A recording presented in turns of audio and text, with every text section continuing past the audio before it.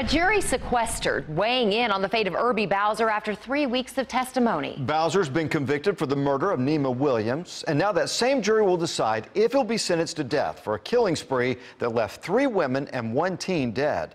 CBS 11's Brittany Jeffers joins us live at the Frank Crowley Courthouse with more on the 2 considerations that the judge has asked them to ponder. Brittany.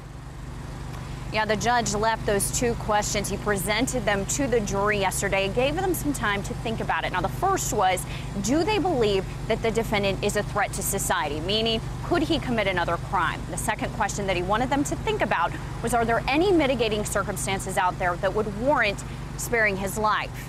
Now, it was just last week that Bowser was convicted of capital murder, and now that very same jury has to decide if they are going to convict him of murder. Who shot you? Erbie Bowser. Try to quit talking, okay? Where's your mother? She's dead. Now, that jury rejected the insanity defense, and now they have to decide if his next stop is going to be death row. And during closing arguments, the prosecutor, Glenn Fitzsimmons, replayed that 911 call that you just heard, reminding the jury of the terror that Bowser's victims face, saying that Zena Williams begged for her life before she was shot in the head.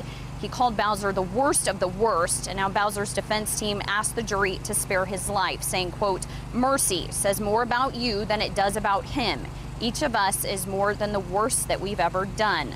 Still, the prosecution asked for justice, saying, quote, "Justice, joy to the righteous and terror to evil. This is the day that terror needs to fill the evildoer." Now, this has obviously been a very emotional week for both the survivors that have been in the courtroom as well as the relatives, many of them seen wiping away tears yesterday.